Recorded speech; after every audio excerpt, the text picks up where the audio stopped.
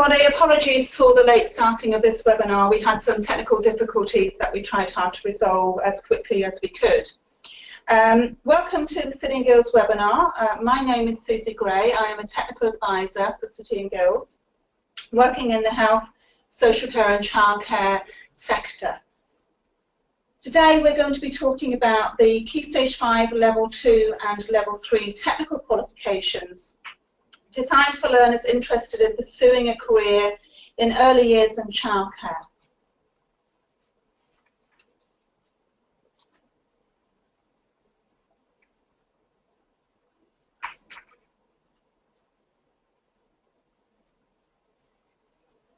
City Guilds has a long history in developing and supporting vocational qualifications and education. However, in response to recent changes, we have designed some new technical qualifications predominantly for use in England, but are also very welcome in other parts of the UK. You can see on your screen some links to some further information around the changes, the educational changes in England for 14 to 19-year-olds. And please do take some time after the presentation when you get these slides to visit those pages for some further information. So, fast forwarding then and introducing you to the Key Stage 5 Level 2 Certificate in Health Care and Childcare. For those of you who were with my colleague this morning, or earlier on today, I should say, Paul Rowbottom, this will be a rehearsal of some of the slides that he presented to you. So please do bear with us while I take you through the next few slides.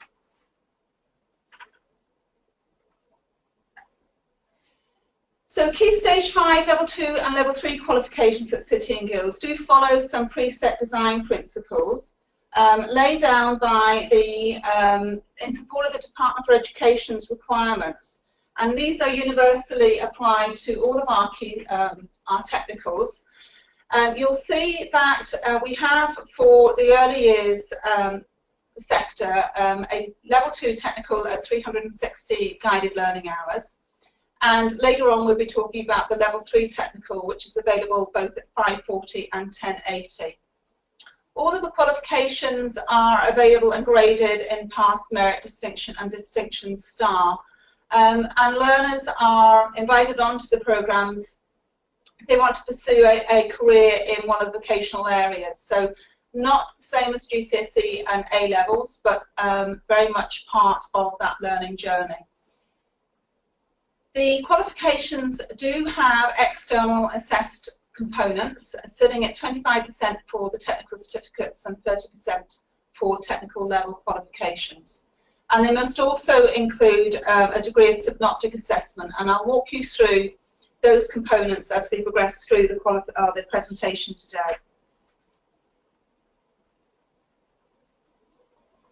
So first off the gate then, the Level 2 Key Stage 5 qualification, which was available for the first time this September, and it is for learners who are a little bit, haven't made their choices yet about which career in the sector that they want to go into, and so the content is split between health, social care and childcare.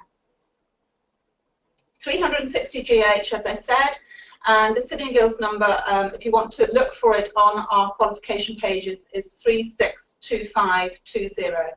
And the qualification is approved to appear on the DFE performance tables for 2019.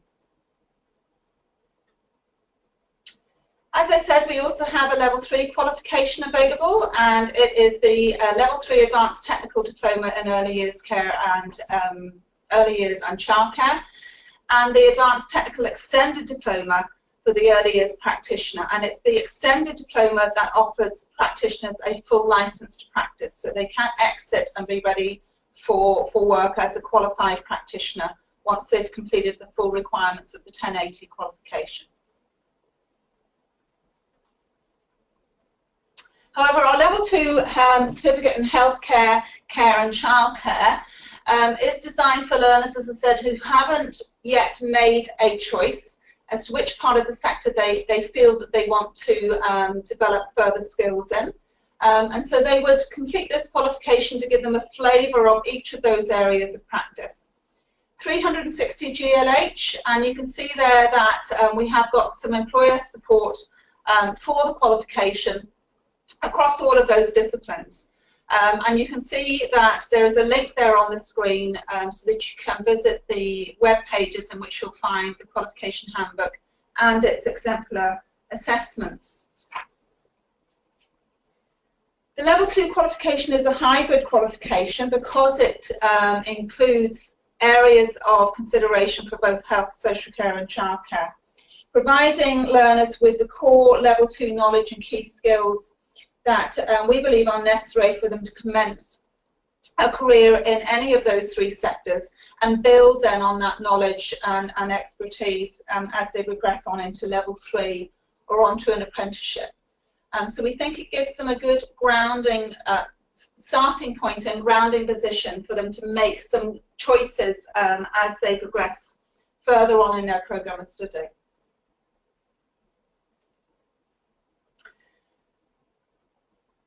The Level 2 Technical Certificate in Healthcare, Care and Childcare is a full Level 2 qualification. It has 9 mandatory units and a requirement of 120 to 150 work placement hours.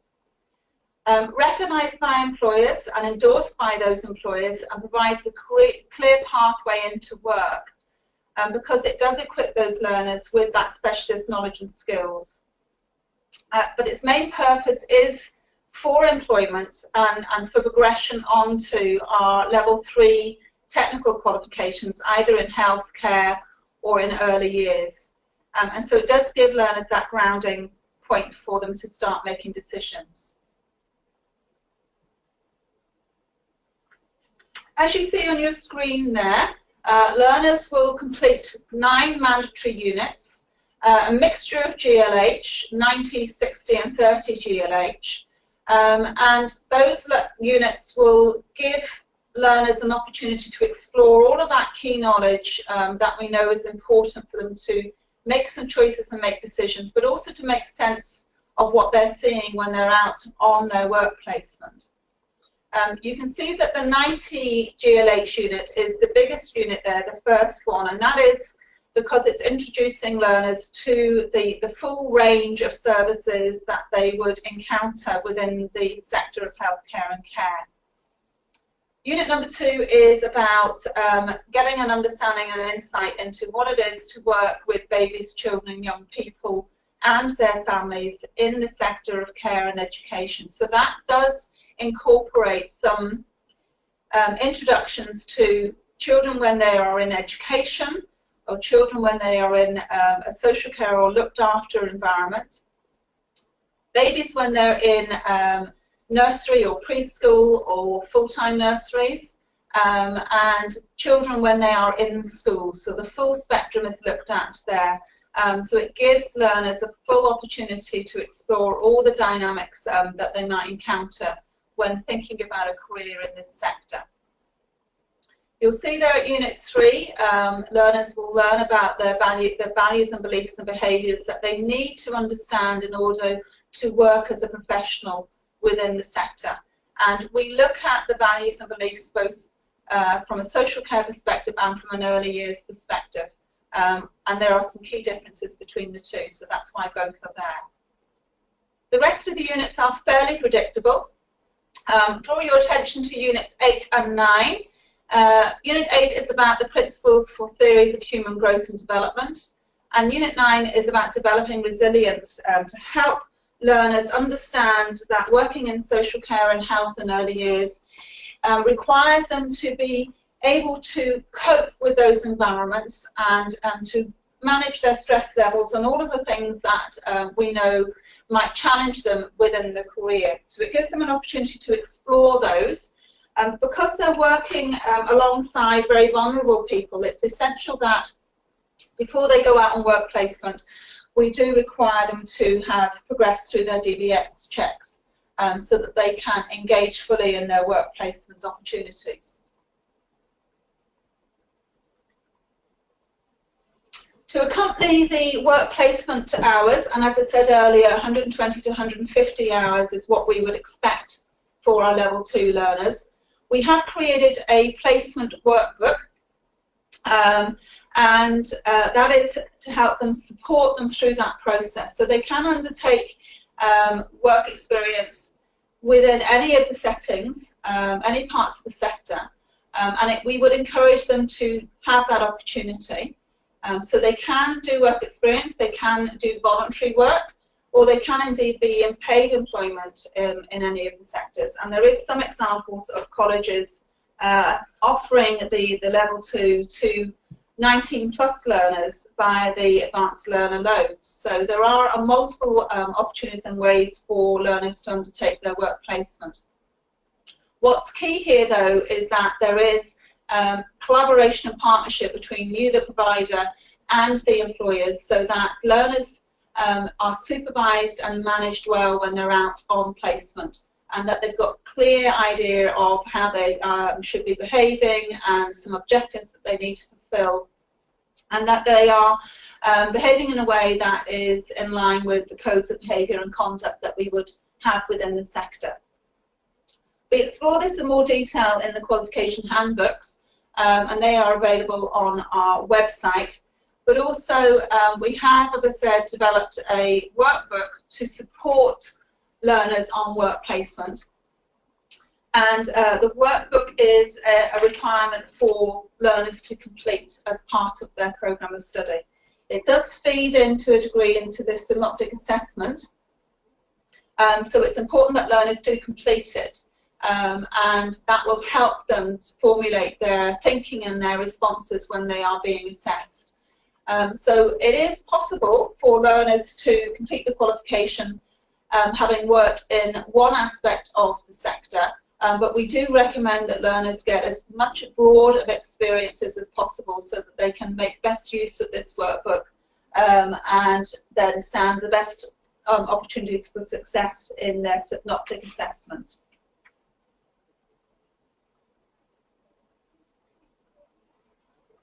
So I'm going to move on now to looking at that assessment journey that learners will experience at level 2.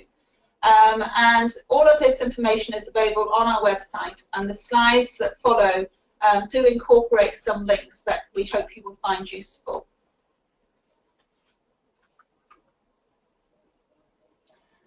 So the level 2 certificate summative assessment journey comprises of a knowledge test, which is externally set and externally marked by City Guilds, and it's available either online or via paper-based. And it comprises of 40% weighting in terms of the experience that the learner has. Synoptic assignment then is 60% weighting, again externally set, but this is internally marked and externally moderated. And it comprises of a series of scenarios, skills, tasks that are practical and are observed by the assessor or the tutor, and an interview that links into the work practice experience, and that is recorded by a professional discussion type process. We do have exemplar tests and synoptic papers on our website, so if you search for 362520 or follow the links that is later in the presentation, you'll be able to access those to have a look at those. But if you would like my colleague Paul Rowbottom or I to come out and spend some time with you, if you are interested in hearing more, we can walk you through those exemplars as well, so you get a better feel for the assessment journey that learners will be on. The qualification handbook does include more information, goes into a lot more depth than what we could cover on the webinar, and so again another reason to visit our website. Going back to the knowledge test then, the knowledge test will be set in February. We have an in-year resit opportunity in June, and so if learners need to improve their grade or want to resit, they can do so, but the first test is available to them February, March, and it will vary year on year. And I'll come later to some slides that will give you some insight into the date band for this year's test for learners taking it in 2017. The synoptic assignment then is about getting learners to reflect on their journey through their work experience and to draw on that experience as part of their assessment process. So they are drawing on that experience, and so it's important for them to have multiple experiences if we can possibly manage that. It's important, therefore, that when you're thinking about designing your programme of study, that you do incorporate within that opportunity for learners to revise, for learners to consider the journey that they've been on, so that they are as well prepared as they can be when that synoptic assessment window opens for them. In terms of synoptic assessment then, we will release that to centres in September, but it is not allowed to be released to the learner until February of the following year, and it will be completed and submitted to us in May of that year.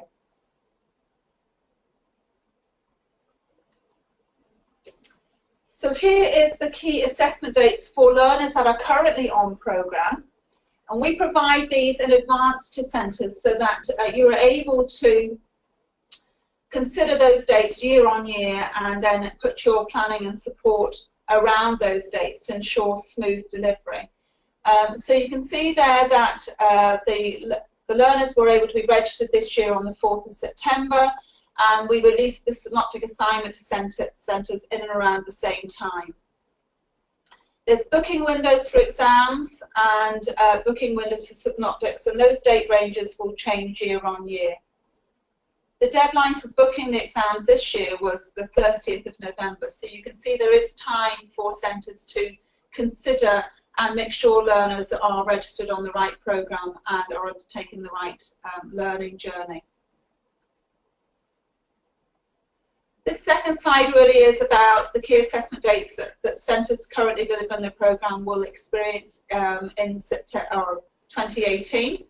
And again, these dates will vary for centres that start the programme in 2018, so new centres starting in September 2018. So I'm not going to go through this in any great deal of detail, other than to say that these dates are released to centres very timely, and there shouldn't be any surprises around not knowing when to book learners on and not knowing when your second reset opportunity is. And the technical advisors are here to support centres to make sure that they don't miss these windows.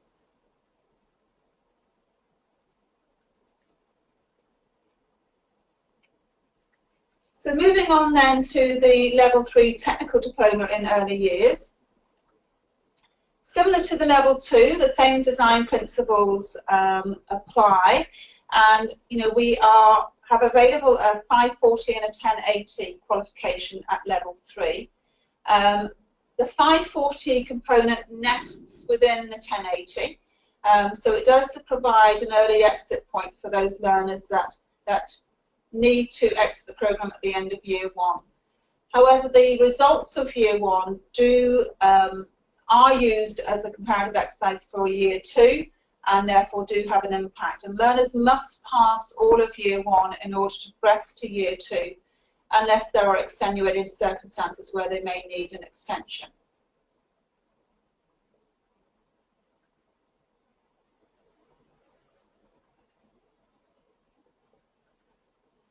So our technicals are, technical level qualifications are very different to applied general qualifications insofar as they are predominantly designed to equip a learner with the knowledge and skills that they need for work, but also with the knowledge that they need to progress to university. So that's a very clear difference between the technical level qualification and the applied general.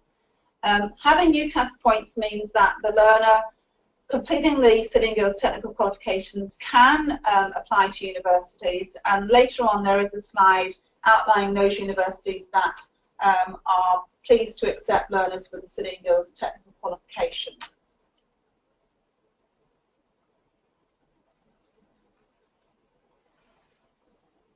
All of City Guilds Technical Qualifications are designed with employer support and with employer involvement.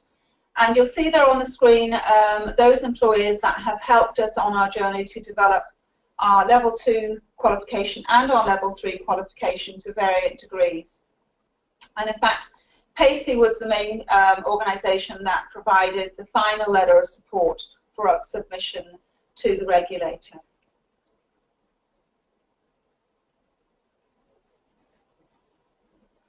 We also worked quite closely with London South Bank University and University College Birmingham to make sure that the assessment profile of the qualifications was going to be deliverable and make sense to universities, and that has been a really, really useful journey, particularly in our conversations with multiple universities right across the UK, both in England, Wales, Northern Ireland and beyond.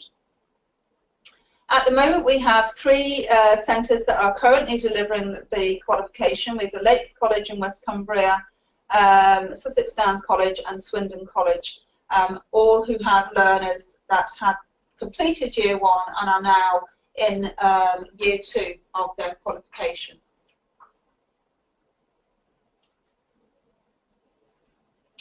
This is a list of universities who are pleased to accept City Guilds Technical Qualifications, and you'll see that quite a high ratio of those universities accept the early years educator qualification, or those universities that have related degree courses. So it does depend on what degree courses the university actually offers, and the early years educator qualification predominantly is accepted for learners going into teaching, to early years professional qualifications, into sociology and psychology degrees, and so on. You'll see there some universities in Wales and some universities in Northern Ireland as well.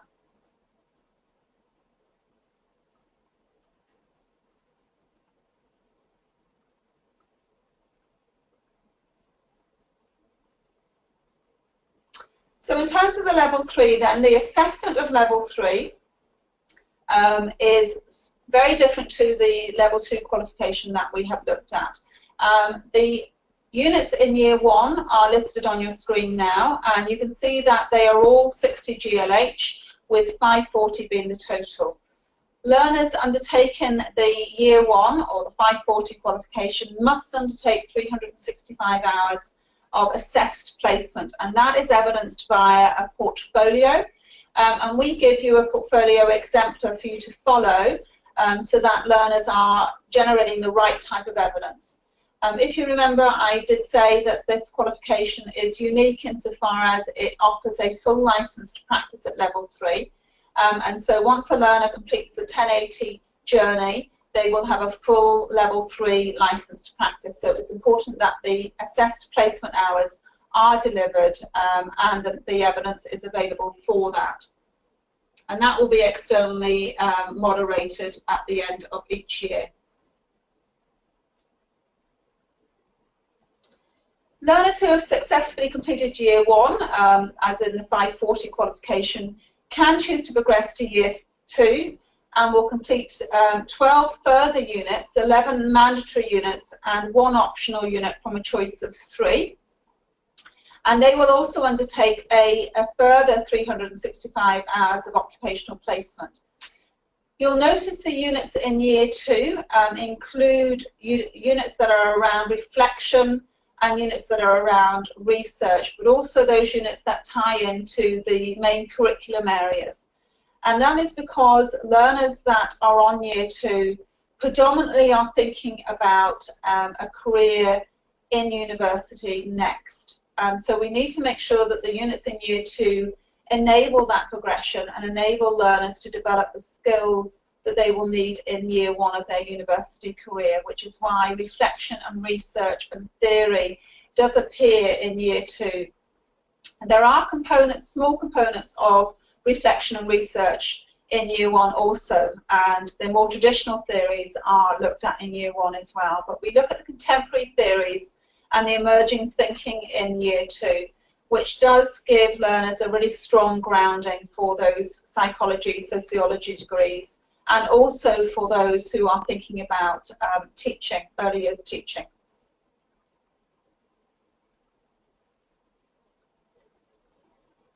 So moving on to the assessment then. All of our technicals are assessed around 5 assessment objectives. So this is true for both level 2 and level 3. And learners that are completing the qualifications, when you're doing the synoptic assessment, these assessment objectives is what you will use as part of your marking experience. So they figure to differing degrees depending on the units that are included in the qualification and depending on how those units are assessed. And so they vary from year to year, so the 540 emphasis will be on slightly different assessment objectives than year 2 in the 1080. But regardless, all 5 assessment objectives figure in both qualifications and in the level 2 qualification that I talked about earlier.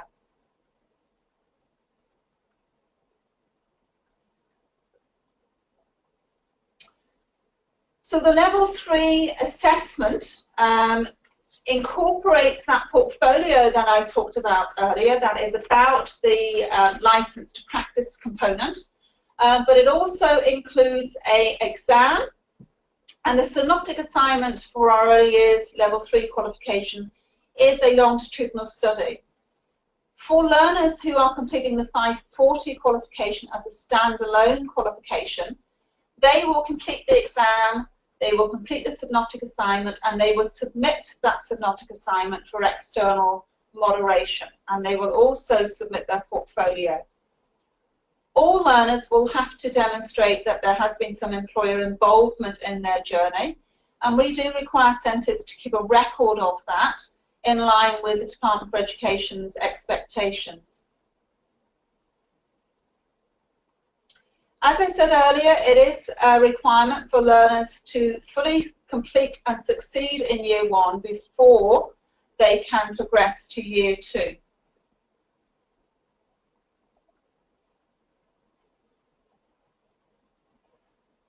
There is a resit opportunity of the theory exam,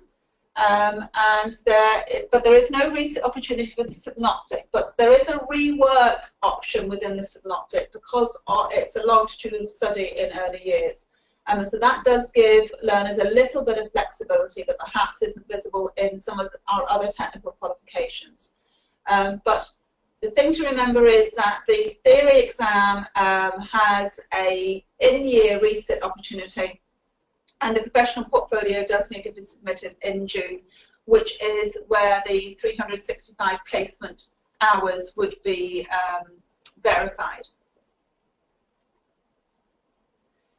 This slide just gives you a little bit more information about the fine detail around those areas of assessment, and you'll notice there in the second box that is talking about the externally marked test that we actually do indicate to centres which units within the year are going to be the focus of the exam.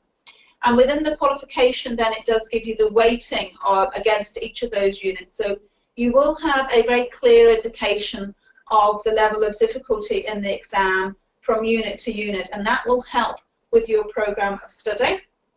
To help you further with that then, we have written some curriculum planners that are really exemplars, but it's our way of sharing with you an order in which the units should be or could be taught, and also to give you a sense of when certain portfolio tasks need to be completed, so that everything is done in time for your submission windows. So we have a 45% pass mark this year in our 540. And the synoptic is worth 50%, the assignment is worth 20%, and the exam is worth 30% of the overall weighting.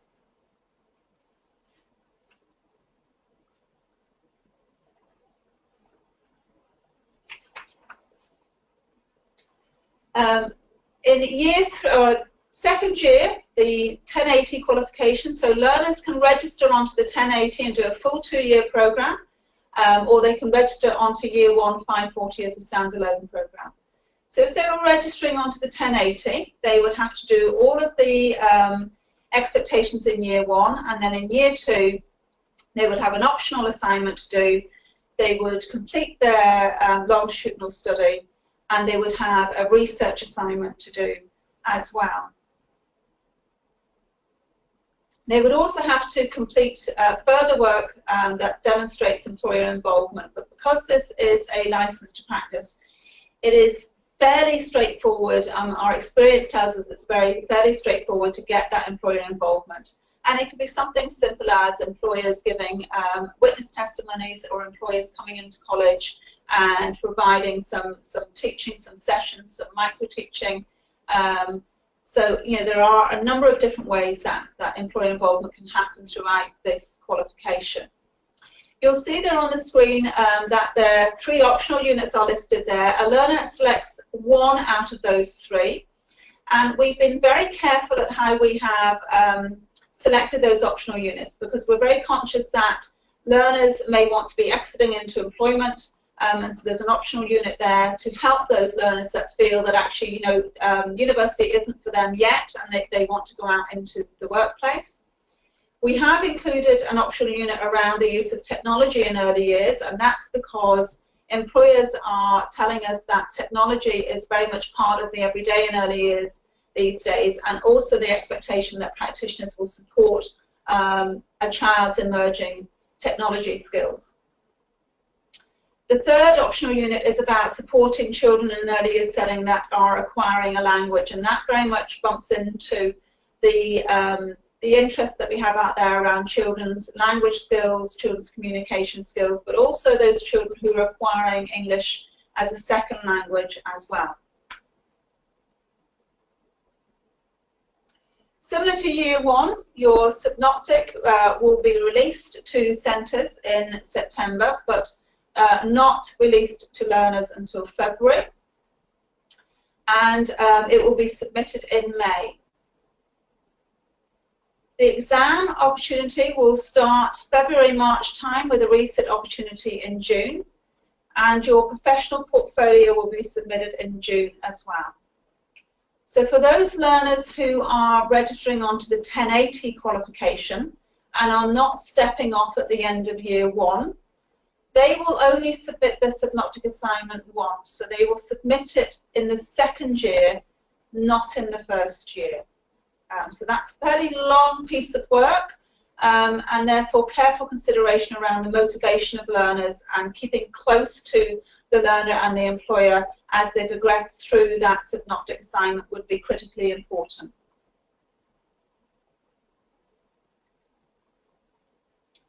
This slide really goes into quite a bit of detail around the assessments that are required across the 2 full academic years, and you'll see that there are some links there that will take you to all the exemplar materials and the qualification handbook and other bits and pieces as well to give you some greater insight. And it's these documents that I would walk you through if I was coming out to see you at centre.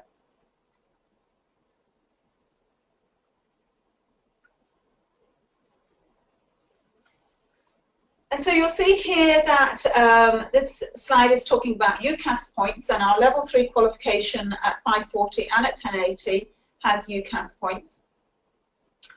So you can see that the 540 has 84 UCAS points at distinction level, and the 1080 has 168 UCAS points at distinction star level. Apologies, distinction star. But learners can attain pass, merit, distinction, or distinction star across the suite of assessments, and then the overall grade will be what is UCAS.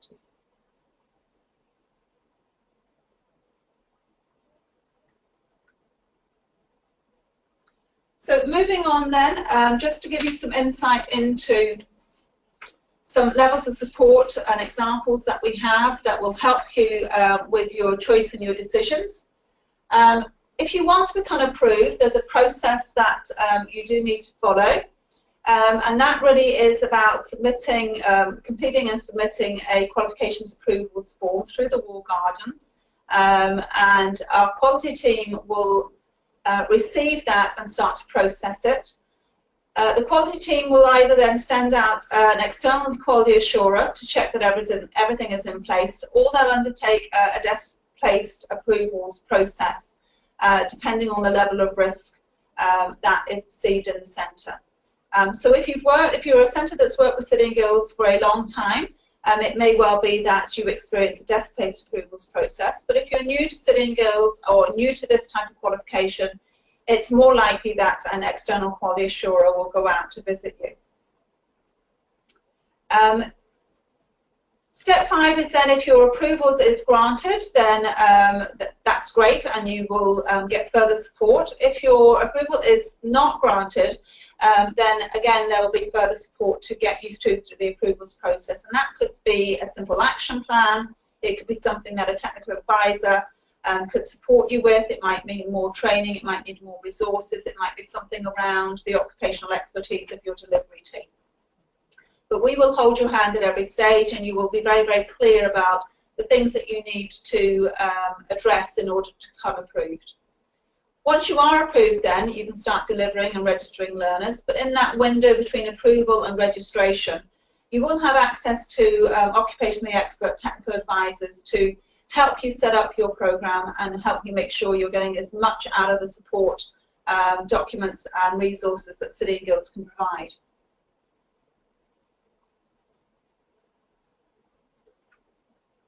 So again, these are the assessment dates for learners on program this year.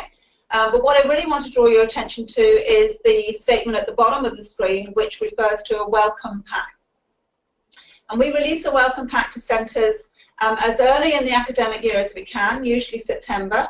And that pack walks you through all of the things that you need to complete, all the tasks you need to complete in order to get your learners registered, in order to get your learners booked onto the program, so that we can make sure we're giving you as much support as we can. It also signposts you to some other key documents that we think will be useful for you, and that experience tells us will help you in the early stages of your delivery.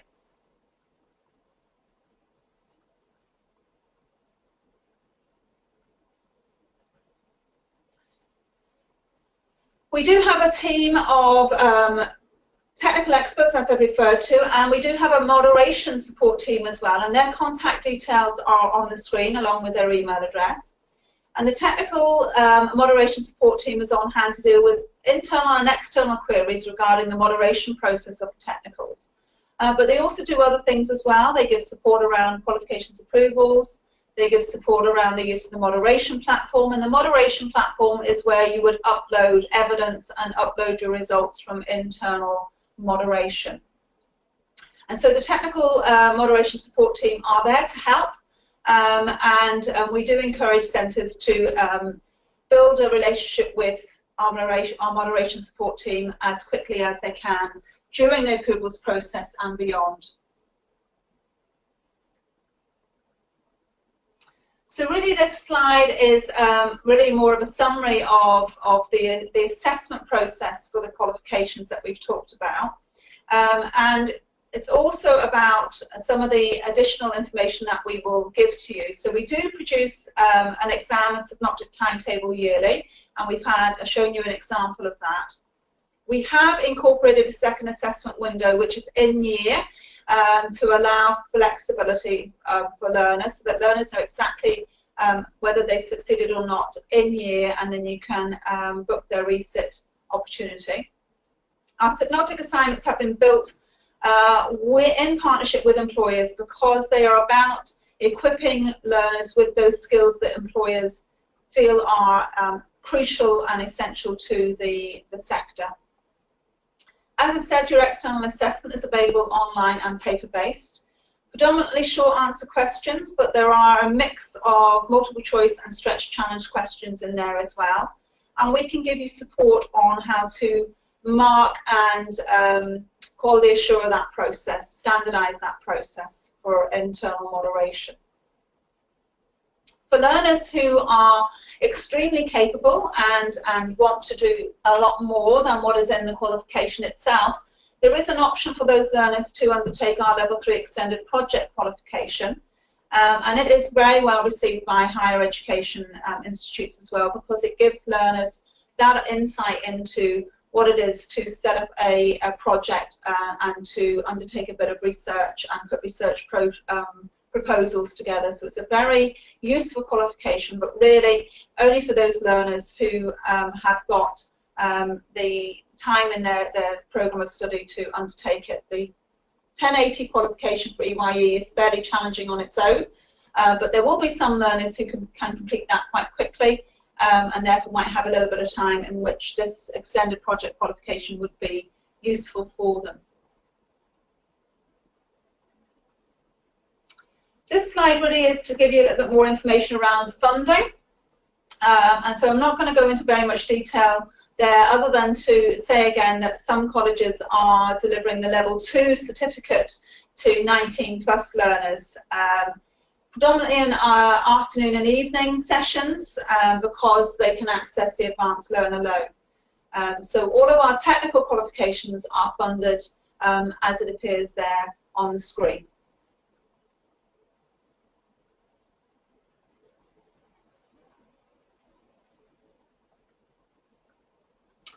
In terms of resources then, our level 3 technical qualification for early years comes with smart screens, so it is available to you, and there is a small fee for that. So you do get your qualification handbooks, you get your sample synoptic assignments, your sample external tests, your portfolio exemplars, and access to an occupational expert technical advisor. Additional resources then are the curriculum planners that are available to you, and you'll see there on the bottom right hand side of the screen a list of support guides that are really, really useful both now and in the future. So there's a support guide that will walk you through the requirements around employer involvement, a support guide for technical learning and assessment, for marking and moderation, and how to use the moderation portal. So all very, very useful documents for centres who are just starting this journey with us.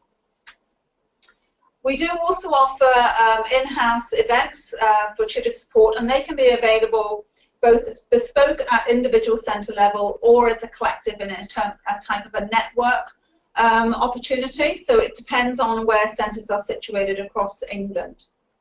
And as a technical advisor, I would come out to your centre and do what we call onboarding. So that would be about giving you a little bit more detail around the qualification itself and its assessment, and giving you a little bit more insight into how do you arrange a robust programme of study to support those learners. And really this slide is about a summary of all the things that we've talked about so far.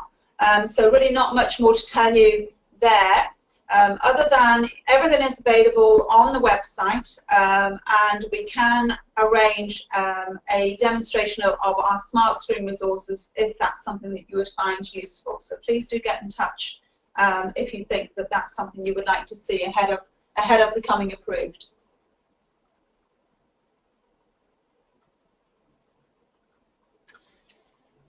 These are the slides that are about our technical qualifications, so really for reading at your leisure, but really essentially there is a technical qualification and a workplace skills journey that a learner can go on, and the workplace skills journey is more about equipping learners with those work-ready skills that employers really need, and we've got a whole project or a whole platform that can help learners to get those skills recognised and awarded with digital badges, and that's called the Skills Zone.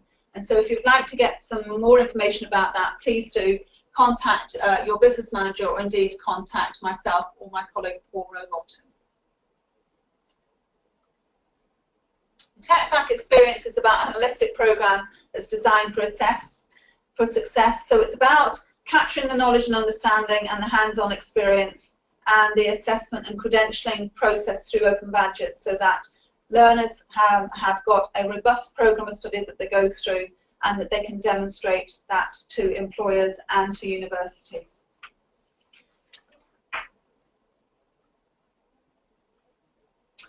And so just to finish off then, this is a little photograph that was taken with our Year 1 learners at Swindon College, I was there with the learners, congratulating them on a job well done. All the learners that you see there are progressing now onto Year 2 and are fervently filling in their UCAS forms, and the tutor is there too. So It was a great day, great to see them all, so enthusiastic and so keen and ready for year 2.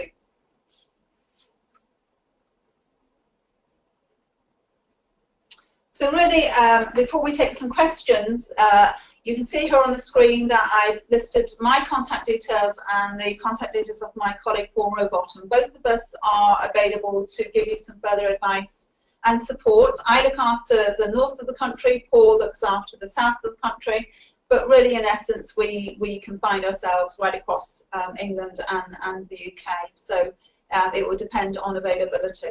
So please do get in touch with one of us. All of our contact details are there, and our email addresses. And to be fair, email is probably the best way, or the mobile phone. So I'm going to open the floor to questions. Please do use the question portal that you should be able to see on your screen if you have any questions.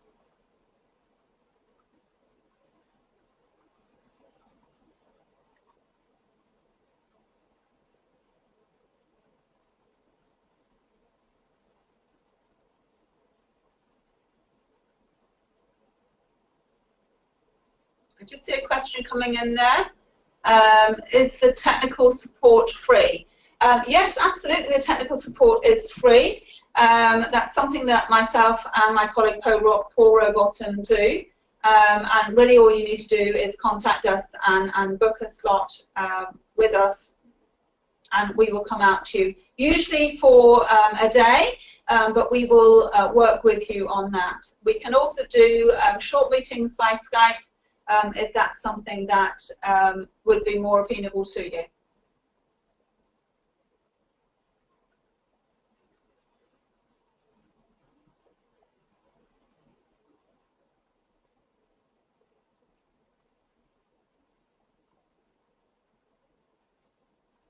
Any further questions?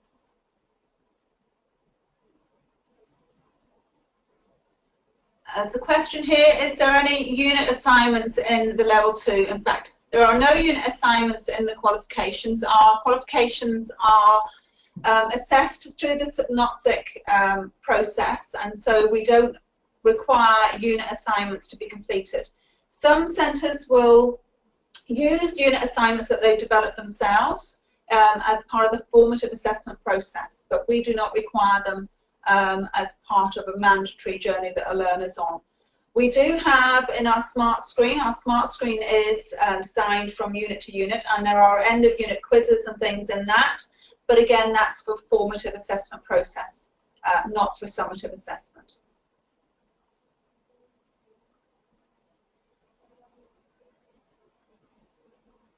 Just waiting to see if there's any other questions.